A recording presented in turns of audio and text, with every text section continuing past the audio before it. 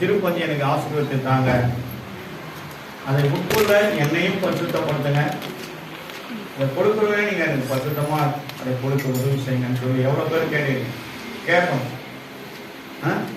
சும்மா கைதான் தூக்கணும் பாங்க, எவ்வளவு பேர் தான் கேட்டீங்க? ஒருத்தரும் கேட்கணும், கிளப்பு ஒருத்தரும் கேட்கணும். ஏன்னா இது தேவனுடைய சரீரம், அவருடைய ரத்தம், அதை நம்ம மறக்கக்கூடாது. கர்த்தருடைய பரிசுத்த நாமம் மகிமைப்படுவதாக. எந்தன் ஜபத்தை கேட்டிடுமே, ஏழை ஜனத்தை மீட்டிடுமே. எந்தன் ஜபத்தை கேட்டிடுமே, ஏழை ஜனத்தை மீட்டிடுமே.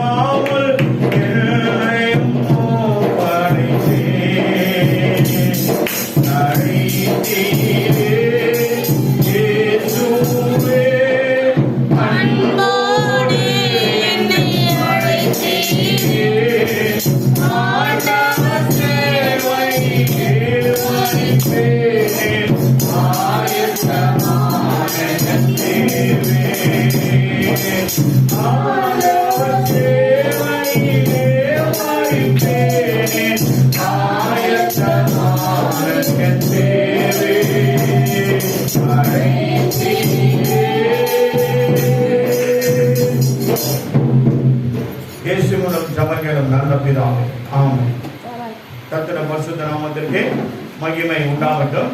இன்றைக்கு பாவம் மன்னிப்பு. பாவம் செய்யற ஆத்துமா ஐயோ சாக வருத, பாவம் செய்யற ஆத்துமா சாகவே சாகும். ஆனா அதே நேரத்துல தேவன் வேதத்துல ஒரு வார்த்தை வைத்திருக்கிறார், மரணத்துக்கு முன் சரி பண்ணுவோம் எங்க மரணத்துக்கு முன் நீ ஏன் சாக வேண்டும். வசனம் இருக்குதா இல்லையா? எங்க உட்கார்ந்துக்குது?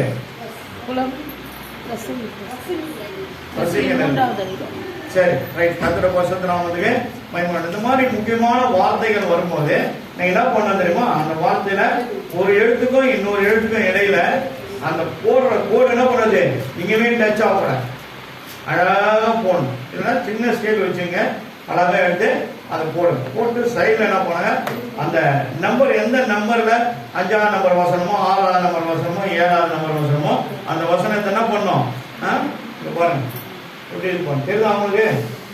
ஒரு கோடுக்கு இன்னொரு எழுத்துக்கு இன்னொரு எழுத்து நடுவுனா உள்ளது கோடு ஈஸா இருக்கும். அதுல மேலேயும் போடக்கூடாது கீழேயும் போடக்கூடாது. ரெண்டு இடத்துல டச் பண்ணி இதையும் வந்து கிழிச்சு அதையும் கிழிச்சு 2 கோடு போட்டு அதையும் எழுச்சி அழைச்சிட்டு என்ன அந்த மாதிரி ஒரு பயம் இருக்கும்.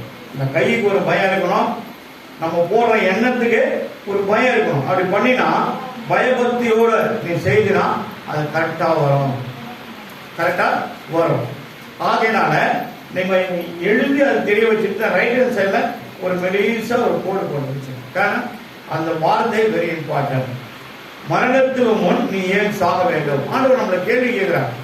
அப்போ ஆனா இங்க என்ன சொல்றது, எசேக்கியேல் 18ஆம் அதிகாரம் 4வது வசனம் 20 ஆமா ரெண்டும் பாத்தீங்கன்னா மரணம் எதனால வருதுன்னா பாவத்தினால வருது. பாவம் கர்ப்பம் தரித்து அது பெரிய ஒரு கோட்டையாக மாறி பாவம் பாவம் பாவம் அது மேல மேல மேல மேல ஆண்டவரோட மன்னிப்பு பெறலாம். கடைசியில் என்ன பண்ணுவார் அவரு? ஒண்ணு கொரிந்தியர் புத்தகம் 5ஆம் அதிகாரம் 5வது வசனம் வாசி. சின்ன பிள்ளைங்க ஒரு டைரி பேனா வச்சு எழுத ஆரம்பிங்க. அப்படிப்பட்டவனுடைய ஆவி கர்த்தராகிய இயேசு கிறிஸ்துவின் நாளிலே ரட்சிக்கப்படும். எங்க ரட்சிக்கப்பட போலாம் பாருங்க, பின்னாடி என்ன வருது பாருங்க. மாமிசத்தின் அழிவுக்காக அவருடைய நாமத்திலே பாருங்க, அவருடைய நாமத்துல என்ன பண்றாரு? சாத்தானிடத்தில் அவரை சாத்தானுக்கு ஒப்புக்கொடுக்க வேண்டும் என்று நியாய தீர்ப்பு செய்யறார். இது ஒரு நியாய தீர்ப்பு. பாவத்தை தொடர்ந்து நீ செய்தீங்கன்னா அவருக்கு எவ்வளவுதான் மன்னிக்க முடியும்? எவ்வளவுதான் அவரால் பொறுக்க முடியும்? எவ்வளவுதான் அவரால் கிரகிக்கு தாங்க முடியும்? அதனால இயேசு கிறிஸ்து நாமத்தினால அவனை சாத்தானிடத்தில் ஒப்பு கொடுத்து தீர்ப்பு செய்கிறேன். நியாய தீர்ப்பு தான். நியாய தீர்ப்பு நான் நெருங்குதே, நேசர் வர காலமாகுதே, நொந்துருகி வந்த மக்கள் நேச ஆவி வீச செய்யுமே. ஐயா நொந்துருகி வந்த மக்கள் நேச ஆவி வீச செய்யுமே. நொந்து உருகி என் பாவத்தை மன்னிக்காண்டவரே வரும்பொழுது என்ன சொல்றாரு? என்ன சொல்றாரு? தயவாய் இவர்களை மன்னிங்க சொல்லி என்ன பண்ணாரு? உன் பாவம் உனக்கு மன்னிக்கப்படுது போ. வேதத்துல எத்தனை இடத்துல இருக்குது? நிறைய இடத்துல இருக்குது. புதிய ஏற்பாட்டின் காலத்துல, புதிய ஏற்பாட்டின் காலத்துல நிறைய இருப்பாரு. ஆனா அதே நேரத்துல ஒரு ராஜா என்னால முடியும், ஆசாரியனை தேவன் லேவி கோத்திரத்திலிருந்து பிடித்து எடுத்திருக்கிறார். அவன் தான் தேவனுடைய சமூகத்துல போய் தேவனுக்கு முன்பாக ஆண்டவருடைய உட்பிரகாரத்துல அந்த பலிபீடத்துக்கு முன்பாக நின்று சேவை செய்ய கர்த்தர் அவனுக்கு அதிகாரம் கொடுத்திருக்கிறார். ஆனா நானும் செய்வேன்னு ஒரு ராஜா என்ன பண்ணாரு? நேரா போனாரு, உள்ள போயிட்டு அந்த தேவனுடைய உட்பிரகாரமாகி அந்த பரிசுத்த ஸ்தலத்துக்குள்ள போய் துணிகரமாக என்னாலையும் முடியும் அவரே எடுத்து அந்த தூபம் படத்துக்கு முன்னாடி என்ன பண்றாரு? கொஞ்சம் சாம்பிராணி போட்டு அது என்ன பண்றாரு? தூபம் காட்டுறாரு. அதை காட்டி 3ஆவது ட்ரிப் வரதுக்குள்ள 2வது ட்ரிப் என்ன ஆச்சு? அவருக்கு வெண்குஷ்டமாக ஆகிவிட்டது. ஆண்டவருடைய காரியங்களை வேதத்துல சொன்னது பிரகாரம் நம்ம அதை கடைபிடிக்கணும்.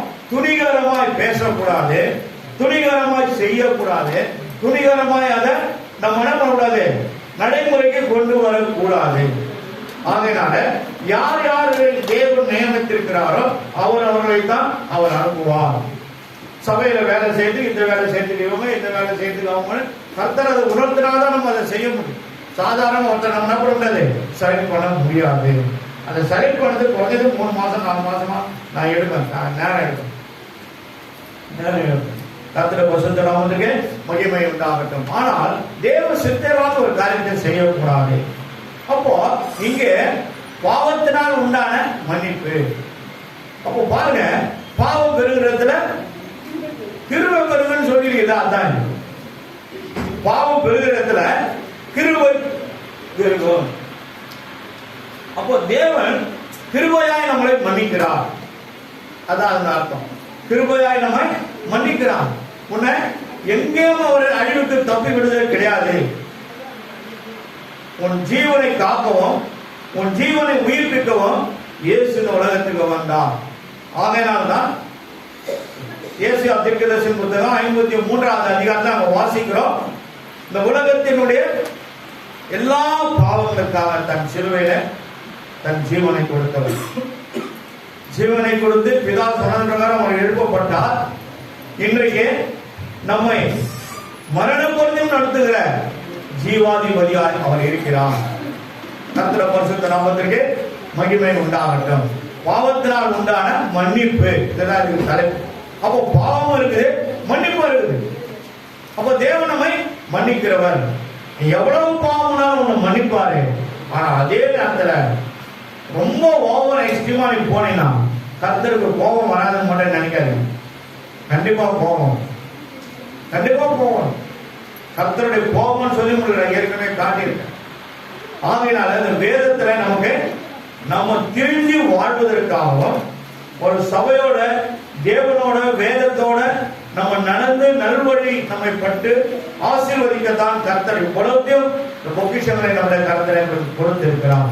பேதுரு, யோவானு, இவங்கெல்லாம் அப்போஸ்தல நடவடிக்கையில இருந்த இந்த 12 சீஷர்கள் நம்ம பார்க்கிறோம். அதுக்கப்புறம் பவுல் வரார். ஆனா பவுல் கமாலியன் பாதத்தில் இருந்து இந்த வேத ரகசியங்களை கற்றுக்கொண்டார் என்று இருக்குது. ஆனா இவங்க எங்க கற்றுக்கொண்டாங்க? வேத புஸ்தகம் ஒரு கையில இருந்ததா, 12 சீஷன் கையில இருந்ததா? இல்ல. தேவன் புதிய ஏற்பாட்டின் காலத்துல நம்முடைய கரத்துல, கரங்களை தாண்டி ஜோரா தாண்டுங்க, நம்முடைய கரத்துல கொடுத்திருக்கிறாங்க. இதனுடைய நன்மை தீமைகளை நாம் அறிந்து வருகிறோம், தெரிந்து வருகிறோம். தீமை இல்ல, இது எல்லாமே நன்மைக்காகத்தான் தேவன் நமக்கு வைத்திருக்கிறார். கர்த்தருடைய பரிசுத்த நாமத்துக்கு மகிமை உண்டாகட்டும். சரி, மத்தேயு புஸ்தகம் 9ஆம் அதிகாரம் எழுதிங்க, 6வது வசனம். அதே போல யோவான் புஸ்தகம் 5வது அதிகாரம் 14வது வசனம். அதே போல யோவான் நிருபம் 8ஆம் அதிகாரம் 16வது வசனம். இனி பாவம் செய்யாதே. 8:11 அதான் சொல்றாரு, இனி பாவம் செய்யாதே என்று. என்ன பண்ணாரு? அந்த விபச்சார ஸ்திரியை கர்த்தர் மன்னித்து அனுப்பினார். நான் உன்னை ஆக்கினைக்கு தீர்க்காக செய்யவில்லை. ஆக்கினை தீர்ப்பானா, உன்னை குற்றவாளி இருந்து அவன் மேல ஒப்பு கொடுக்கலாமா, நான் காப்பாத்தி இருக்கிறேன். அவங்களோட பாவத்தை என்ன பண்ணார்? தேவன் மன்னித்தார்.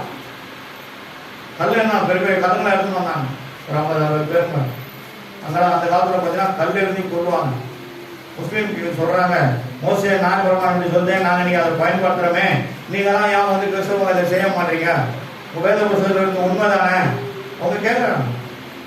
ஆனா இவை எல்லாவற்றையும் அவர் ரத்தத்தினால் என்ன பண்ணாரு? சிலுவையில ஜெயித்து உனக்கும் எனக்கும் ஆசீர்வாதமாய் அவர் மாறினார்.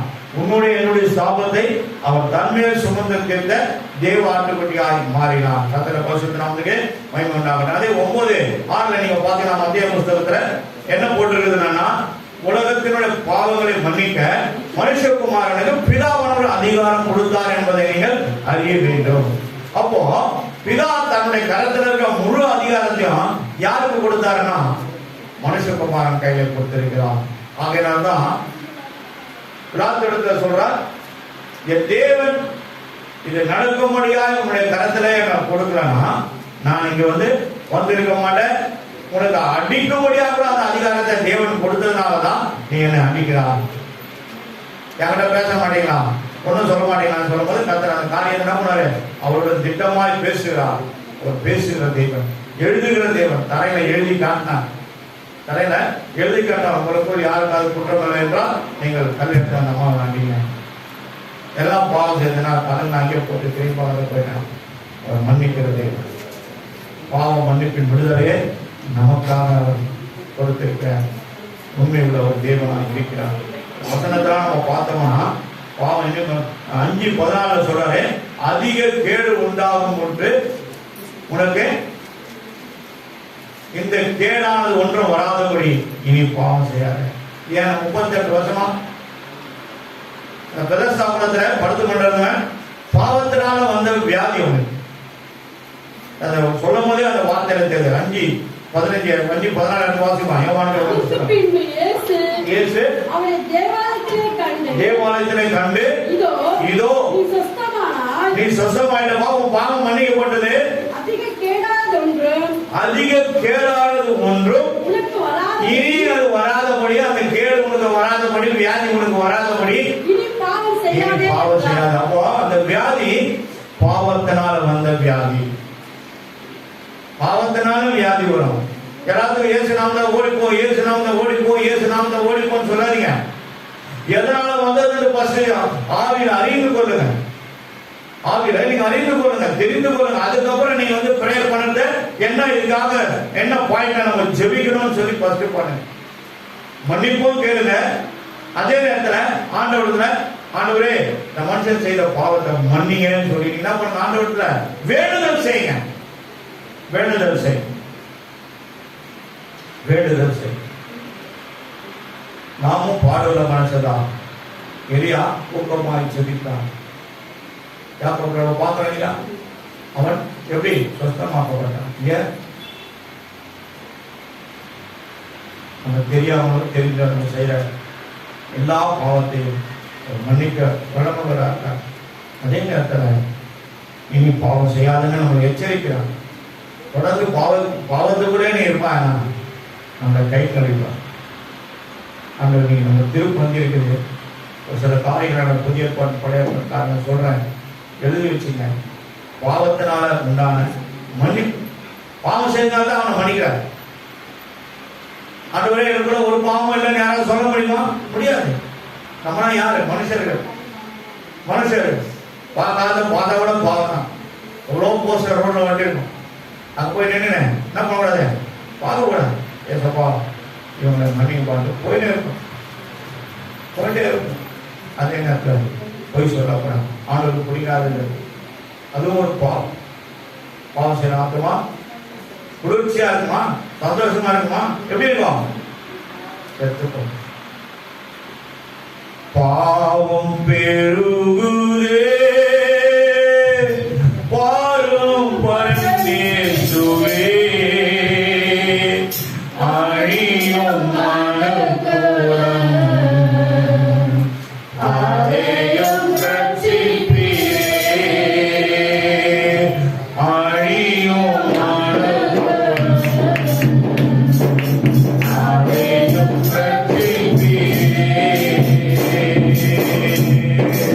அப்போ பாவம் பெருகிற இடத்துல தான் நம்ம வாழ்ந்து கொண்டிருக்கோம்.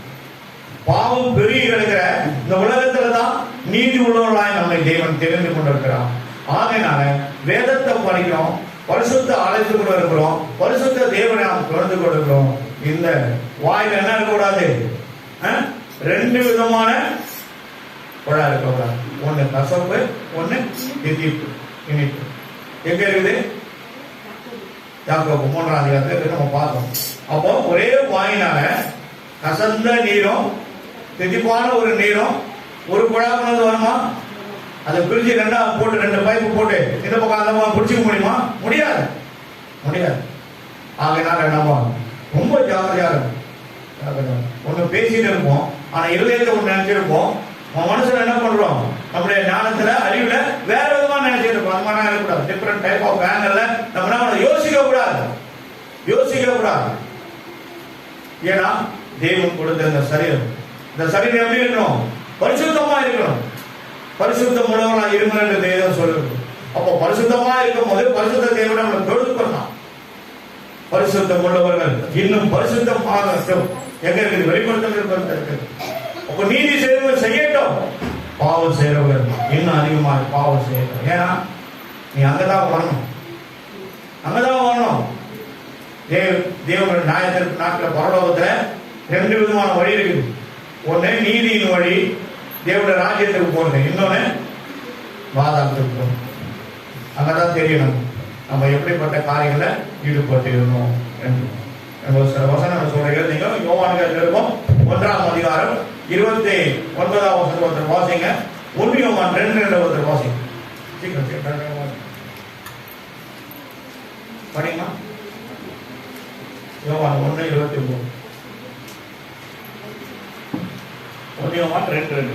ஒரு நாளிலே யோவான் இயேசுவை தனித்து வரக் கண்டு, இதோ உலகத்தின் பாவத்தை சுமந்து தீர்க்கிற தேவ ஆட்டுக்குட்டி.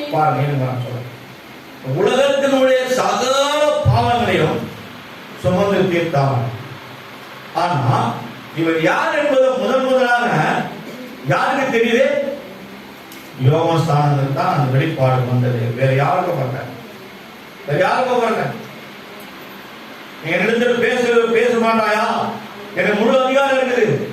நான் உன்னை விடுதலை ஆக்குறதுக்கு எல்லாத்தையும் கேட்கிறார் இல்லையா? ஆனா அவர் சொல்றாரு, என் பிதா உனக்கு இந்த அதிகாரம் கொடுக்கலன்னா நீ என்னை ஒன்றும் செய்ய முடியாது. அப்ப உலகத்தின் பாவங்களை சுமந்து தீர்த்த தேவாட்டுக்குடி அப்படி கடந்து போறார். யோர்தான் அணையில அநேகருக்கு ஞானஸ்தானம் கொடுக்கும்போது, வெயில் பாம்பு குட்டிகளே, பாவத்துக்கு மறித்து இப்படிப்பட்ட காரியங்களை செய்ய முடியாமல் யார் வகை கூட்டினார்? ஞானஸ்தானம் கொடுக்கும்போது அப்படியே திறந்தெல்லாம் பாவத்தை அறிக்க விடாம வரீங்களேன்றார். அவரு ஆதரப்படுறார். அதற்கு முன்பாக இயேசு கிறிஸ்து பிறப்பதற்கு முன்பாகவே தேவன் என்ன சொல்றாரு? யோவான்ஸ்தானனை இந்த உலகத்துக்கு அனுப்புறார். 6 மாதத்துக்கு முன்னாடி பிறந்தவர் யோவான்ஸ்தானன். அவர் தான் அனுப்புறார். எலியாவின் ஆவியையும் அவருடைய பலத்தையும் கொண்டவனாய் இருப்பார் என்றார். ஆனா அவரால் அனுப்பப்பட்டவரே இவரை சாட்சி சொல்கிறார். இந்த உலகத்தின் பாவங்களை சுமந்த கேட்ட தேவாட்டுக்குட்டி கடந்து போகிறார். அப்போ பாவத்தை சுமக்கிறதுக்குன்னு ஒரு காலத்துல பழைய ஏற்பாட்டின் காலத்துல ஒரு ஆட்டுக்குட்டி எடுத்துட்டு போவாங்க, ஒரு புறா பூச்சி எடுத்துட்டு போவாங்க, அல்லது ஒரு ஆடு மாடு ஏதோ அவங்களுக்கு திராணிக்கு தக்கதான காரியங்களை என்ன பண்ணுவாங்க, எடுத்துட்டு போய் ஆசார இடத்துல சார்ந்து சொல்லிட்டு அதை பலி செலுத்த முடியாது சொல்லுவாங்க. பலி செலுத்த போகும்போது கூட சில விதமான சட்டத்திட்டங்கள் உண்டு. அந்த அந்த முட்டி போட்டு சொல்லிட்டு அவர் என்ன கொடுக்குறாரோ அந்த பொருள் மேல் என்ன பண்ணுவாரு, அவர் தலைமையில கையை வச்சு, ஆண்டவரே இந்த மனுஷன் செய்த பாவங்களுக்காக பலி செலுத்தக்கூடியார் வந்திருக்கிறார், அந்த பாவம் இந்த பொருள் மீது இறங்குவதாக. இந்த அதிகாரம் அந்த லேவியன் ஆகிய ஆசாரியனுக்கு தேவன் கொடுத்ததுனால அவன் அதை செய்து, அதுக்கப்புறம் மறுபடியும் தண்ணீர் தெளிச்சு அந்த இடத்துல உள்ள எடுத்துட்டு போட்டு அந்த பலி செலுத்துற இடத்துல அவர் போட்டிருக்க அங்கியை கட்டிட்டு என்ன பண்ணுவாரு, வேற ஒரு அங்கி மேல ஃபுல்லா போட்டுருப்பாங்க. அடுப்பான வேலை செய்யறவங்க, கிச்சன் வேலை செய்யறவங்க இங்கெல்லாம் போட்டு கட்டிட்டு என்ன பண்ணுவாங்க இருப்பாங்க. அதே மாதிரி போட்டு கட்டிட்டு என்ன பண்ணுவாரு, பலி செலுத்திட்டு என்ன பண்ணுவாரு, மறுபடியும் அதை ஒரு பாத்திரத்தை பிடிச்சி இந்த ட்ரெஸ்ஸை கட்டி மாட்டிட்டு குளிச்சுட்டு புது வருஷத்தை மாட்டிட்டு அதுக்கப்புறம் தான் தேவனுடைய சன்னிதானத்துக்கு அவர் கடந்து போவார். உள்ளே போகும்போது காலில் என்ன பண்ணுவாங்க, கையில் கட்டி அனுப்புவாங்க. ஒரே 2 வருஷத்துக்கு என்ன பண்ணாங்க, மறந்து போய் அந்த அங்கியம் மாட்டாம குளிக்காம நேரம் போயிட்டாங்க. போன உடனே ஆண்டவர் அவங்க என்ன பண்ணாரு, அடிச்சு போட்டார். போன ஒரு 1.5 மணி நேரம் 2 மணி நேரம் ஆச்சு. நாளை காணும் அந்த கயிறு கட்டளை அசைவு இல்லாமல் இருந்தது, அமைதியா இருக்கும். அசைவு இல்லாமல் இருந்தது. அங்க என்ன பண்ணாங்க, அந்த கயிறை பிடிச்சி இழுத்தான். அவர் மறித்து போய் அப்படியே பின்னாடி கத்திர பரிசுத்த நாமத்துக்கு மகிமையாக. நாங்க இங்க நிக்கிறோம்னா ஞாயிற்றுக்கிழமை மட்டும்தான், மற்ற நேரத்தில் ஏறி நடக்க போவார் எனக்கு அதிகாரம் கிடையாது. அந்த ஒரு 3 மணி நேரம் நிற்கிறதுக்கு அவரிடத்துல எத்தனையோ முறை இரக்கத்தை நான் கேட்டுக்கொண்டிருக்கிறேன். காரணம் இது அவருடைய சன்னிதான். அவரை எதுவும் எனக்கு செய்ய அவருக்கு அதிகாரம். அதனால அவரால் அழைக்கப்பட்டவர்கள், அவரால் கொண்டு வரப்பட்டவர்கள், நிற்கப்பட்டவர்கள் நாங்களும் ஜாக்கிரதையாக இருக்க வேண்டும். ஆகையினால இந்த பலியை செலுத்தும் போதே அவன் பாவம் மன்னிக்கப்பட்டது. அப்போ அவன் சொல்லி அனுப்பாரு, இனி பாவம் செய்யாத. அங்கேயும் சொல்லி அனுப்பான், இனி பாவம் செய்யாத. இன்னைக்கு பல இடத்துல வாங்கி போட்டுக்கிட்டு ஐயா சேர்ல உட்காந்துப்பாரு, பக்கத்துல முட்டி போட்டு என்ன பண்றாரு, அவர் காதுல சொல்வார். உடனே அவர் தலைமையில கை வச்சு ஜெபம் பண்ணி அனுப்பிச்சார். உடனே அந்த பாவம் போயிடுமா?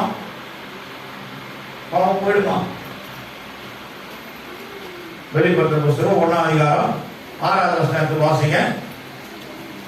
யோவான் புத்தகம் 17வது வசனம், 17 அதிகாரம் 17வது வசனத்தை வாசிங்க.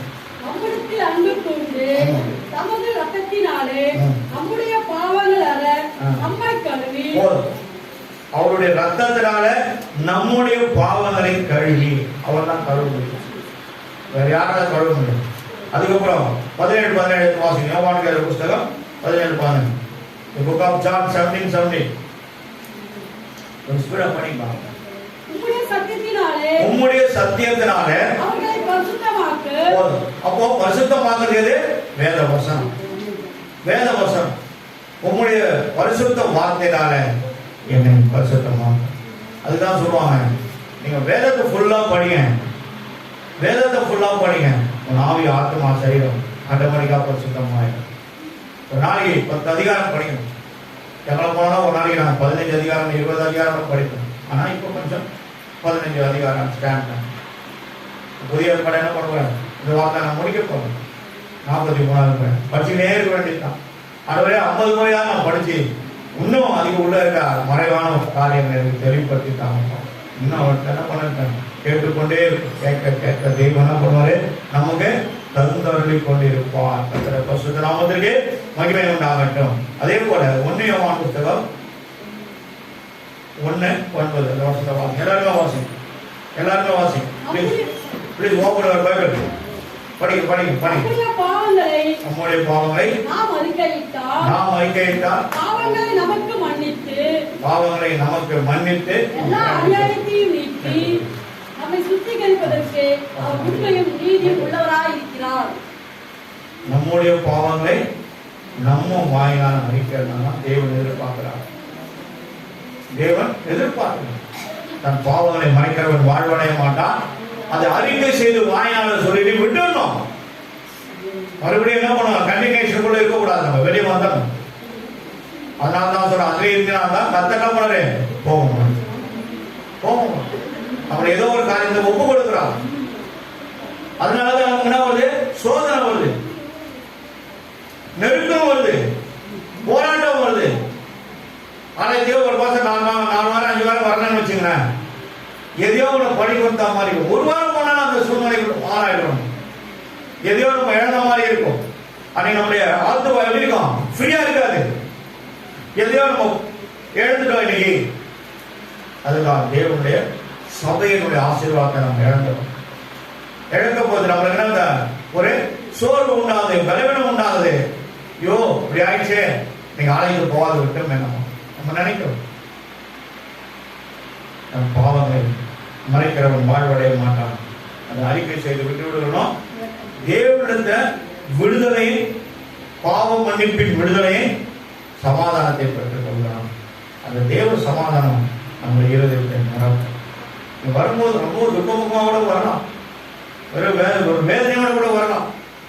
ஆனா துக்கத்தை சந்தோஷம் மாற்றுவது உண்டு. ஒரு பரலோகத்தின் தேவன் நம்மை மாற்றும்படியாக தான் நமக்கு இந்த உலகத்துக்கு வந்தார்கள். ஜீவபலியான் கொடுத்தார். பலிபீடத்தில் என்னை பழனே பலிபீடத்தில்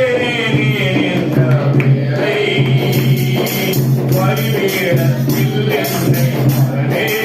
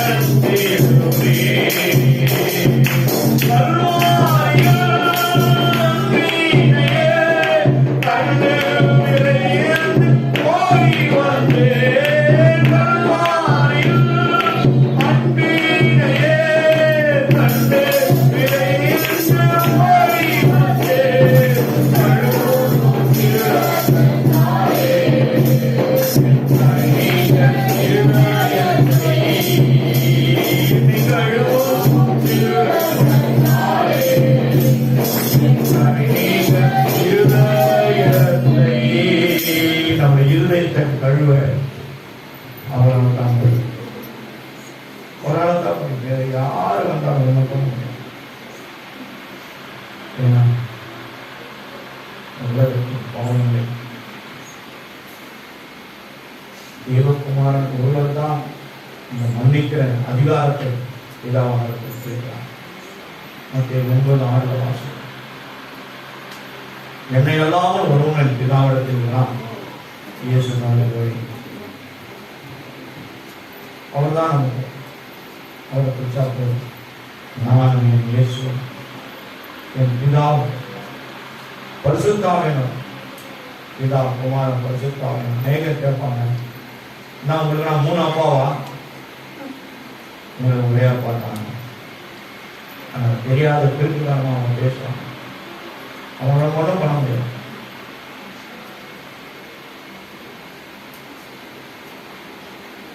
டிபேட்ல அல்லாதான் மெய்யான தேவன் சொல்லுவாங்க.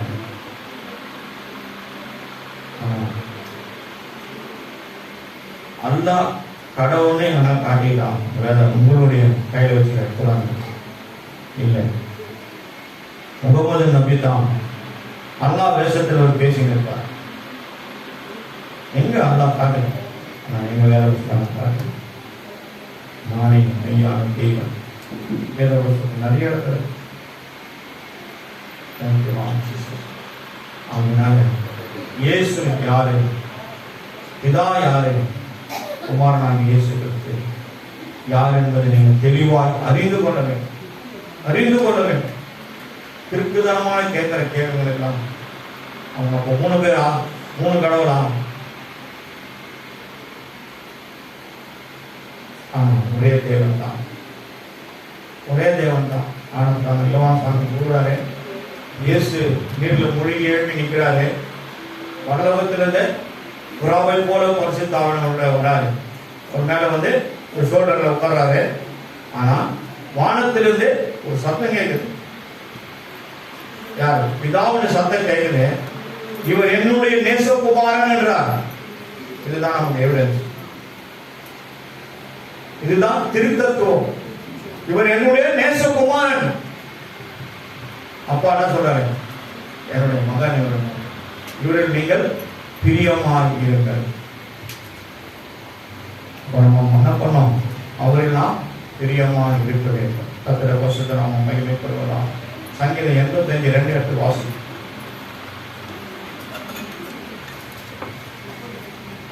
ஜனத்தின் அக்கிரமத்தை மன்னித்து அவர்கள் பாவத்தை எல்லாம் மூடினீர்.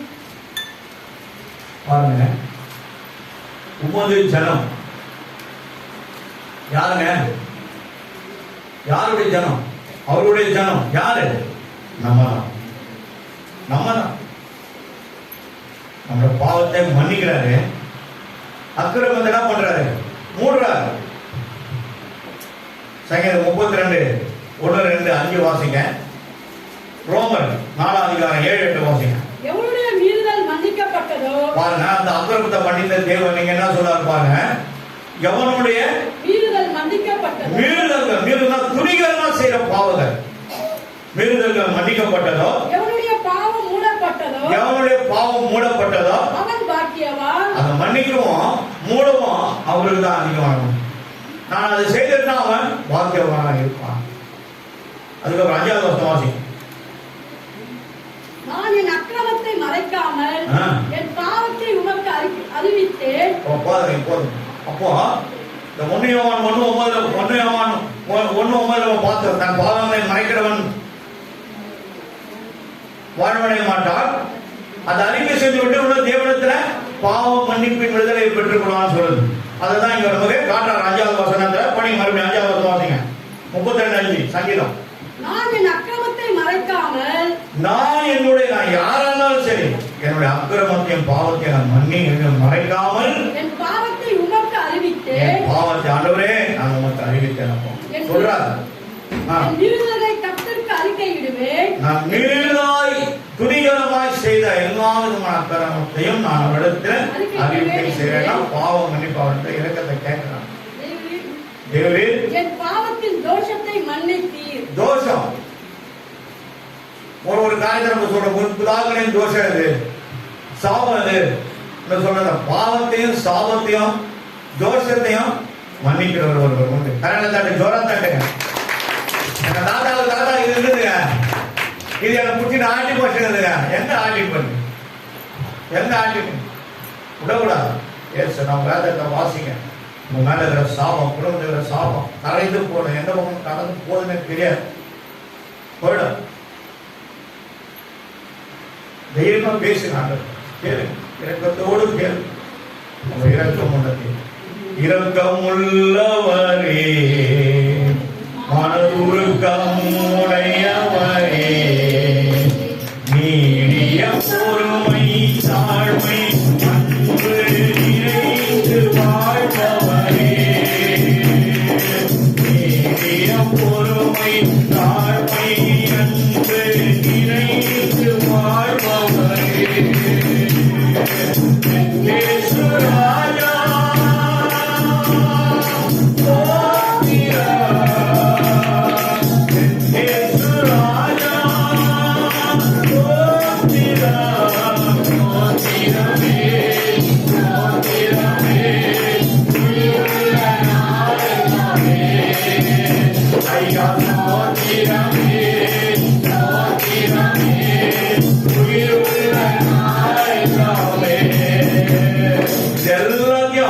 அப்படியே வழிச்சு நரகத்தை தள்ளிடுவார். சாபம், நாசம், மோசம், அதுக்கப்புறம் அக்கிரமம், அதுக்கப்புறம் படிப்பாங்க நாசம், சாபம், குடும்ப சாபங்கள் எதுவாக இருந்தாலும் சரி, அக்கிரமங்கள்,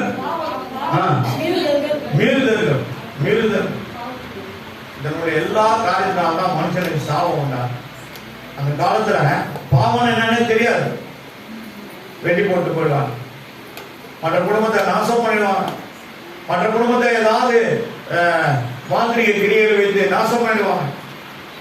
அவங்க அழிப்பதற்கு மற்ற குடும்பத்தை துணிகரமா இருப்பாங்க. இதெல்லாம் இந்த குடும்பத்தின் மீது வந்து இறங்க சாவும். இன்னைக்கு பாண்டிச்சேரியில் இருக்குது கிரிஜாமா ஹாஸ்பிட்டல்ல அந்த அம்மா வேலை செய்திருந்தாங்க. ஸ்ரீதேவி அம்மா பேரு. கிரிஜாமா அவ்வளவுதான் கேட்கிறேன். ஸ்ரீதேவி அது பேரு. ரைட். ரொம்ப நேரம் கட்சி சார்ஜ் ஆகுது வண்டி. அப்போ அந்த அம்மாவுக்கு என்னன்னா இட்டு வந்தாங்க. மே மாசம் ஸ்ட்ரைக் அடிக்க பஸ் எப்படி எப்படியோ மண்டிகை மாறி வந்து வெயில்ல நடந்து வராங்க.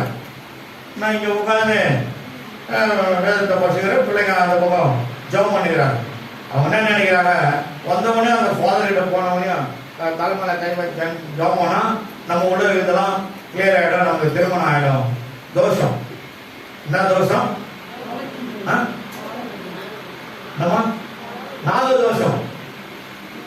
நாகதோஷம் அப்படியே பணம் எடுத்த மாதிரி தொடையில இருக்கு. தெரியுமா? நம்மளுக்கு தெரியாது. அம்மா எங்க வந்து அது மேல வந்து கையை வச்சு போமா வேலை பண்ணிக்கிறான்னு சொல்லி நம்ம மந்திரக்காரா அவர் இறையால ஒழிய அவர் மேல இருந்து அனுபவப்பட்டால ஒழிய யாருக்கும் இங்க வந்து அது என்னது கச்சாடி விடுதலை ஆக்காது. எல்லாம் அவராலதான். அதெல்லாம் ஒண்ணு கிடையாது. எல்லாம் அவராலதான். அவர் போடுற பிச்சை தான் நம்ம அனைவருக்கு நன்மையாய் மாறுகிறது. அதை மறக்கக்கூடாது. எல்லாம் அவர் தான். நம்ம செகண்டரி தான். கத்திர பசுராமன் மகிமை கூட தான் ஜபையா கொடுத்து மா என் வீட்டில் போய் நீ தேய்ச்சிக்கோ, இதை தலைமையெல்லாம் தேய்ச்சிக்குமா, கை காலம் தேய்ச்சிக்கோ, ஏதாவது தடை இருக்குமா கத்திர வழியா தடைக்காக மட்டும் ஜோம் பண்ணி அங்கே நெல் பண்ணிட்டு குருமாவை நினைச்சு ஜோம் பண்ணி அனுப்பிச்சேன்.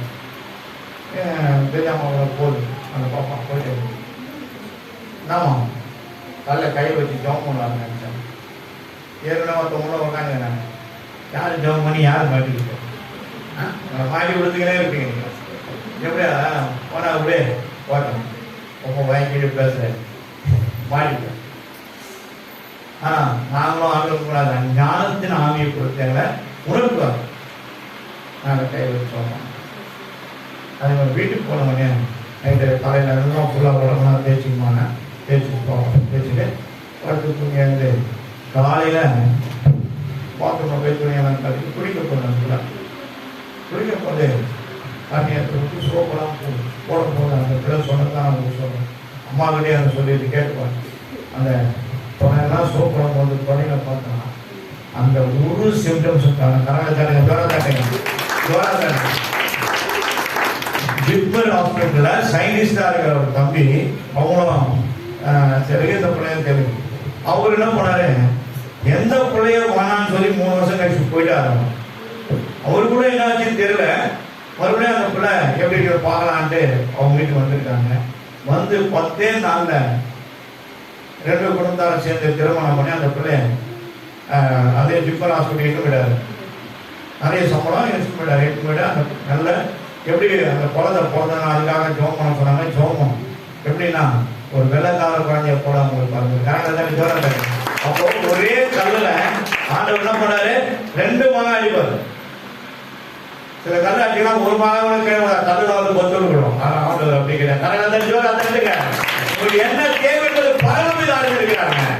நீ ஆவேசப்படாத, ஸ்பீடாகாத. எல்லாம் ஒரு கையில இருக்குது.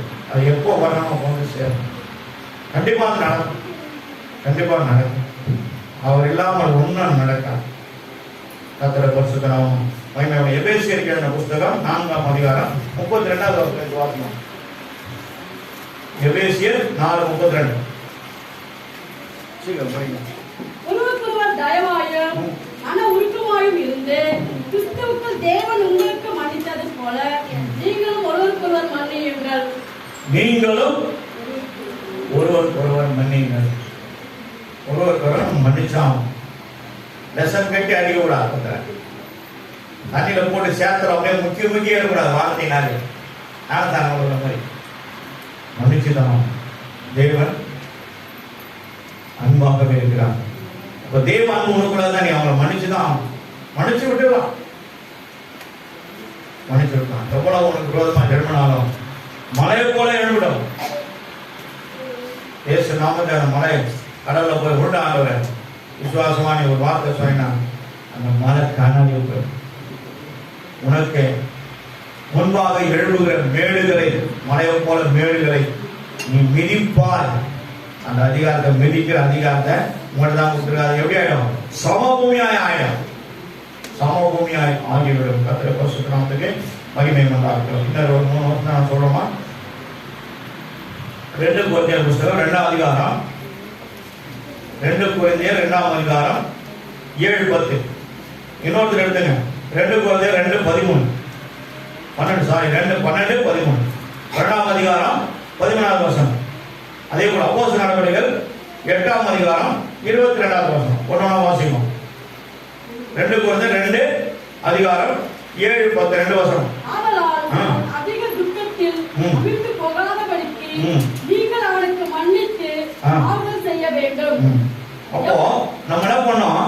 அவங்களுக்கு மன்னித்தது மட்டுமல்ல, தோள் மேல கை போட்டு பரவாயில்ல விட்டு போங்க, பரவாயில்ல, தெரிஞ்சோ தெரியாம செய்ய கர்த்தர் மன்னிக்கிறார், அவ்வளவுதான்.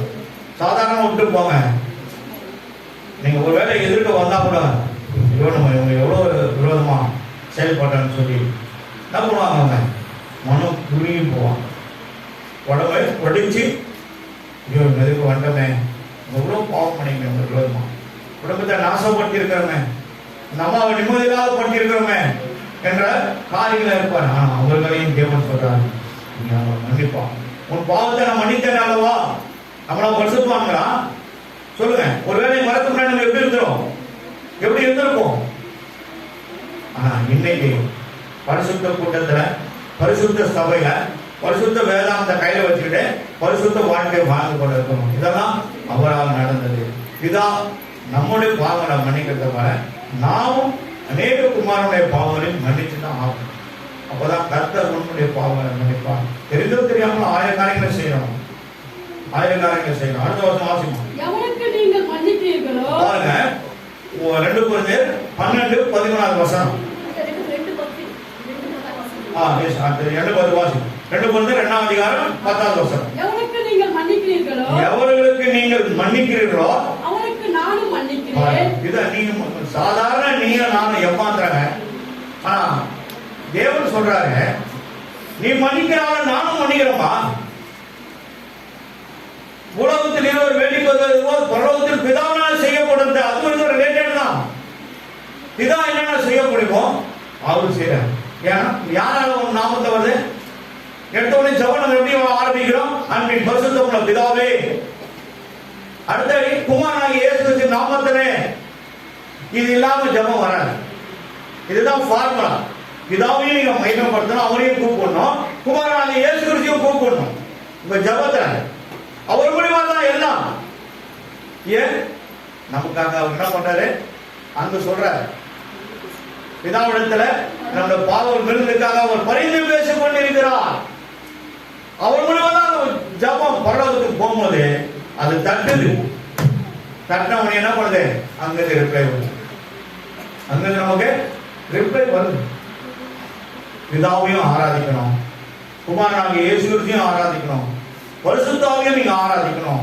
இந்த 3 பேரையும் இணைந்த ஒரு கலவை தான் ஜபம், ஆராதனை. ரெண்டுமே சைமன் எழுசாமல் கூட இருக்கலாம். உன்னுடைய சரீரத்தில் தேவனுடைய ஜீவ ஊற்று உண்டாகும்.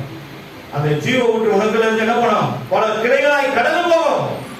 அநேகரை ரட்சிக்கும், விடுதலையாக்கும், சமாதானம் பெற்றுக் கொள்வார்கள். ஒரு நாள் பைக்கில் இருந்தே ஒரு குடும்பத்துக்காக ஜாப் பண்ணிட்டு போயிட்டேன். ஆனா நைட்ல அவன் பையன் தூங்கவே மாட்டான். ஜாப் பண்ணிட்டு போயிட்டேன். அன்னைக்கு என் பையன் நல்லா தூங்கினாயாம். எல்லாத்தையும் மறந்துட்டு நல்லா அயர்ந்து தூங்கினான். என் படத்தை ஒரு 15 நாள் தூங்காமையா இருக்கு. யோசித்து இருப்பாங்க. இதெல்லாம் யாரால நடக்குது? நம்முடைய ஜபம் குமாரன் மூலமா பிதாவுக்கு போகணும். சில பேர் என்ன பண்ணுவாங்க? ரெண்டுத்தையும் விட்டுருவாங்க. டைரக்டா அப்படியே கொல்லாண்டவரே ஜபம். அது கரெக்ட். ஆனா அதை விட இது டபுள் கரெக்ட்.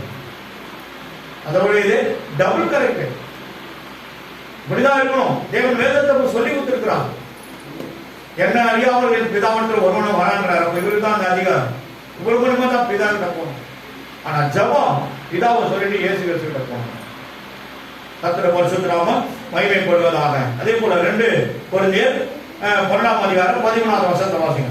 எதிரே மற்ற சபைகளுக்கு குறைவா இருந்தீர்கள், நான் உங்களை ஒருத்தப்படுத்தாது இருந்ததே உங்களுக்கு குறைவு. இந்த அநியாயத்தை எனக்கு மன்னியுங்கள். அப்போ இந்த அநியாயத்தை எனக்கு மன்னிக்க ஆண்டுவேன். ஏதோ ஒரு தப்பு பண்ணிட்டோம், கேளுங்க கேளுங்கள், கொடுக்கப்படும், தட்டுங்கள் திறக்கப்படும். தேவன் திறப்பார், கதவை திறப்பார். கேட்டாதான் கிடைக்கும், தட்டினாதான் திறக்கும். 2 அவங்க தான் இருக்குது, நம்ம கிட்ட கிடையாது. அந்த ஃபார்முலா கூட நம்ம உள்ள போயிடுமா? திறக்கிறவங்களும் அவங்க தான், விடுதலையாகிறவங்களும் அவங்க தான், நம்ம கண்ணீரை துடைக்கிறவங்களும் அவங்க தான்.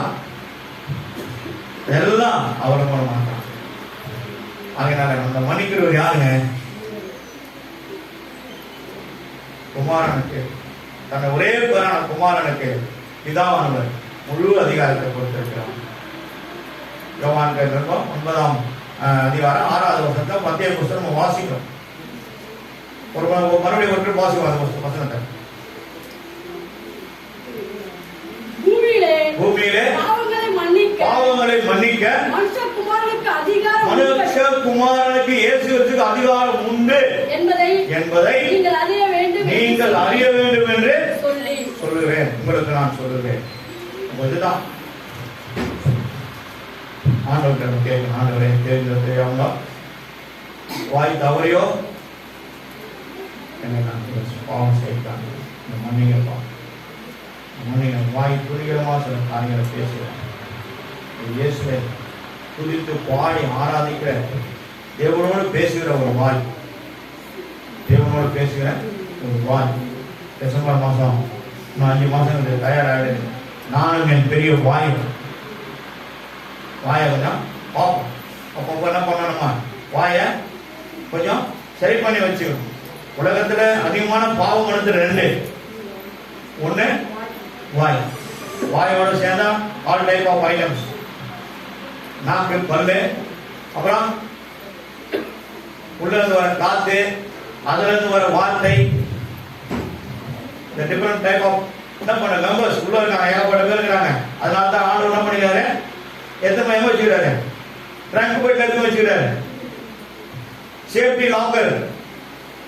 இன்னைக்கு இருக்கிறத நம்ம நாக்குங்க இரும்பு பெட்டியோட கீழ்ச்சி வெளியே டான்ஸ் போட்டு உள்ள போயிடும். அதுக்கு இடம் கொடுக்கூடாது, அதுக்கு இடம் கொடுக்கணும். அடக்கி ஆகும், அடக்கி ஆகும். அதுதான் சொல்றாரு லூக்கா யாக்கோபு 3ஆம் அதிகாரத்தை வீட்டை போய் படிச்சுப்பாங்க. ஒரு குதிரை அந்த மேல இருக்கிறத வாயெல்லாம் கட்டிட்டு அந்த கடிவாளம் கயிறு அந்த மாதிரி கோல் பட்டேன் மேல உட்காந்துப்போம். லெப்ட் தூக்கி அதனால போட்டினா அந்த கயிறை அது என்ன பண்ணும், ரைட் லெஃப்ட் தூக்கி லெப்ட்ல போட்டீங்கன்னா லெஃப்ட் இருக்கு. அப்படி அதுக்கு கூட அந்த எண்ணெய் இருக்குது, கீழ்படுதல் ஆவி.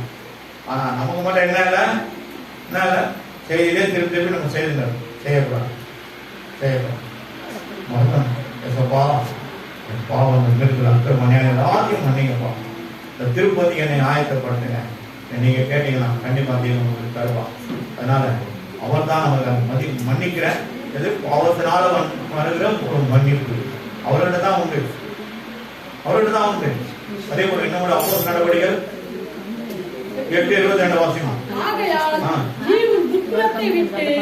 மனம் திரும்பி தேவனை நோக்கி வேண்டிக்கொள், ஒருவேளை இருதயத்தின் எண்ணம் உனக்கு மன்னிக்கப்படலாம்.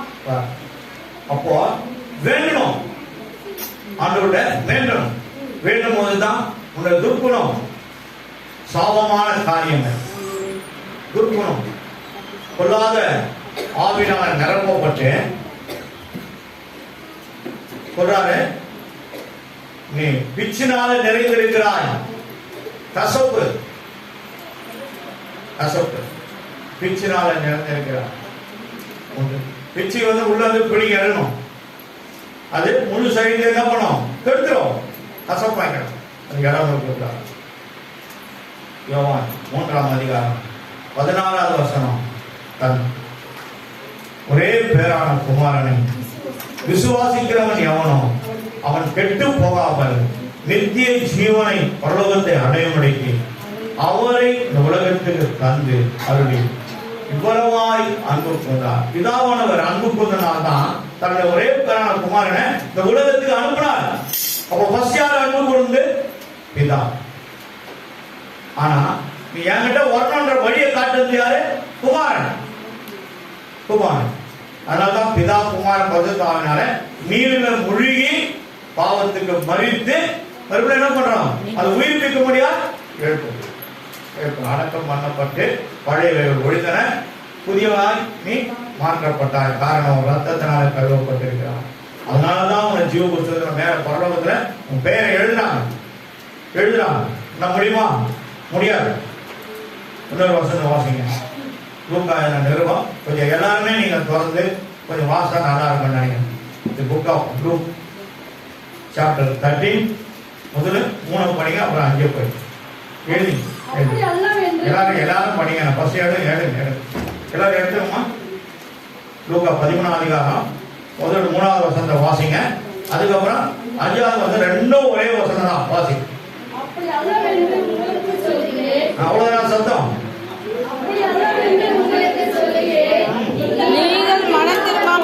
நீங்கள் மனம் திரும்பாமல் போனால் எல்லாரும் அப்படியே கேட்டுக்கொள்வீர்கள். 5வது வசனம் அதுதான் சொல்லு. மனம் திரும்பாமல் போனார், ஆண்டவர் சொன்ன கட்டளைக்கு கீழ்ப்படியாமல் போனார், வேத வார்த்தையில நம்ம நிற்காமல் போனார், இந்த காது உள்ளவன் கேட்க கடவுள் போல இந்த காதலை வாங்கி இந்த காதலை விட்டுட்டு நம்ம பாட்டு நம்ம இஷ்டத்துக்கு எதை வேணா செய்யலாம், இப்படிதான் செய்யணும்னு வேதம் சொல்லுது. அதன் பிரகாரம் தான் நம்ம வண்டியில போகணும். Thank you Lord. நான் பாவம் செய்தேன், அநியாயம் செய்தேன், உம் வல்லமை இழந்தேன் ஐயா, உம் வல்லமை இழந்தேன் ஐயா, என்னை நம்பி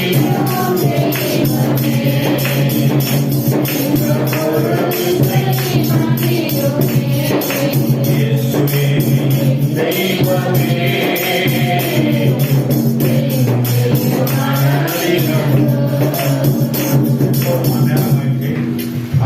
ஒரே ஒரு நிமிஷம் ஆண்டவரே, தெரிந்தோ தெரியாமலோ அறிந்தோ அறியாமலோ எவனுடைய பாவங்கள் மன்னிக்கப்படுகிறது, எவனுடைய மீறுதல் மற்றும் அநியாயங்களும் அவர் எண்ணாமல் போகிறாரோ மூடுகிறாரோ அவன் பாக்கியவான் சொல்லுவான். தாங்கப்பா, இந்த பாவங்களை மூடுங்கப்பா, மன்னிங்கப்பா, ரத்தத்தால் என்னை கைது புரியுமா. நான் இந்த வார்த்தைக்கு கீழ்ப்படிந்து நடக்கும் ஒவ்வொரு மாதமும் கேட்டு கேட்டு கேட்டு கீழ்ப்படியாமல் போனால், மனம் திரும்பாமல் போனால் நீங்கள் அப்படியே கெட்டு போய் ஒவ்வொன்றையும் உணர்ந்து அறிந்து நான் செயல்பட பாவத்தினால உண்டான மன்னிப்பை நான் பெற்றுக்கொள்ள தேவனுடைய செய்கிறோம். பேசுகிற வார்த்தைகளுக்காக நன்றி. எல்லாரும் படிக்கிற வேத புத்தகத்தை எனக்கு நீங்க கொடுத்திருக்கீங்க. யாராவது கண்களாம் தேவன் திறக்கிறாரோ அந்த ஆவிக்குரிய கண்களான வார்த்தைகளை பிள்ளைகள் அதை படித்து அறிந்து உணர்ந்து செயல்பட இறக்க செய்ய பிதா குமார பரிசுத்த ஆவியானவர் பாவத்துக்கும் மறிக்க நீதிக்கு